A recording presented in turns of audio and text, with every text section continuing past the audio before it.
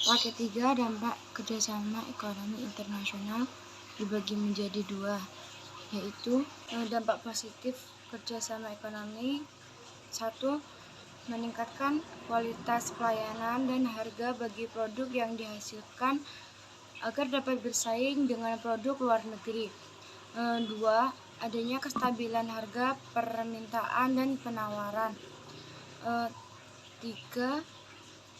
Meningkatkan pendapatan negara utama devisa.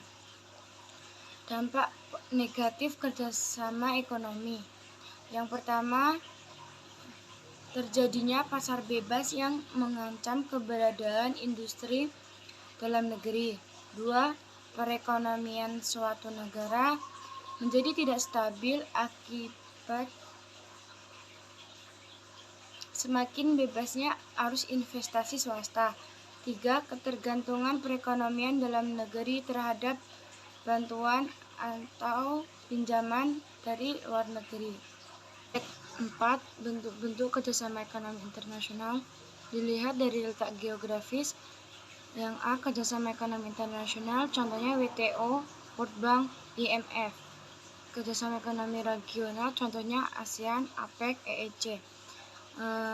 Kerjasama ekonomi antarregional, contohnya ASEAN dan EEC. 2. Dilihat dari jumlah negara. Yang A. Kerjasama ekonomi bilateral, contohnya Singapura dan Indonesia. Kerjasama ekonomi multilateral, contohnya Indonesia, Singapura, dan Tiongkok. Paket 5. Kerjasama ekonomi regional. 1. ASEAN. Didirikan pada tanggal 8 Agustus 1967. Tujuan ASEAN yaitu mempercepat pertumbuhan ekonomi dan kemajuan sosial budaya di kawasan Asia Tenggara. 2. Memajukan pendidikan di Asia Tenggara. 3. Menciptakan keamanan dan perdamaian di kawasan Asia Tenggara.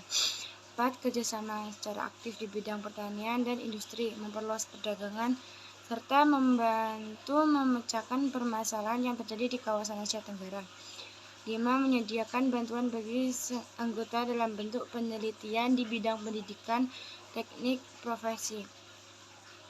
Meningkatkan ilmu pengetahuan dan teknologi di kawasan Asia Tenggara. 2. APEC didirikan pada Januari 1989. APEC beranggotakan 21 negara, yaitu dari benua Amerika, yaitu Amerika Serikat, Kanada, Meksiko, dan Chili.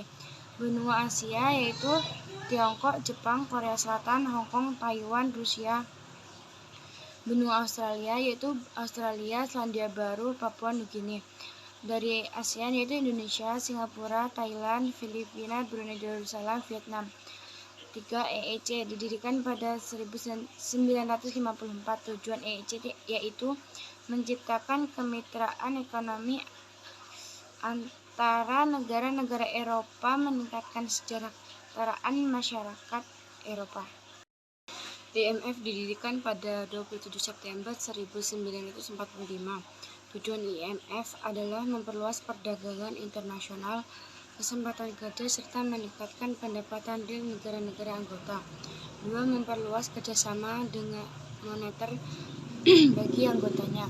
3. Mewujudkan stabilitas kurs valuta asing negara yang menjadi anggotanya. 4. Mewujudkan sistem pembayaran internasional yang mudah. IBRD didirikan pada 1944. Tujuannya yaitu membantu usaha-usaha rekonstruksi dan pembangunan di negara-negara anggota melalui investasi yang produktif, termasuk restorasi perekonomian yang hancur akibat perang. 2. Memulihkan fasilitas yang produktif untuk masa damai. 3. Mendorong pembangunan fasilitas dan sumber daya yang produktif, khususnya negara-negara yang kurang maju. OPEC didirikan pada 14 September 1960. Saat ini beranggotakan 12 negara, 6 negara dari Asia, yaitu Irak, Iran, Saudi Arabia, Kuwait, Qatar, Uni Emirat Arab. Dari Afrika, yaitu Aljazair, Nigeria, Libya, Angola. 2 negara dari Amerika, yaitu Ekuador dan Venezuela. Tujuan OPEC yaitu memenuhi kebutuhan minyak dunia dengan saling menguntungkan. 2. Menentukan jumlah produksi minyak dunia, mengatur pemasaran minyak sehingga tidak terjadi perang harga di antara sama negara penghasil minyak. 4. Menghindari persaingan antar negara pengekspor minyak. WTO didirikan pada 1 Januari 1995. Tujuannya yaitu meningkatkan standar hidup, menjamin terciptanya lapangan kerja, meningkatkan produksi dan perdagangan, serta mengoptimalkan pemanfaatan sumber daya. ADB didirikan pada 19 September 1966.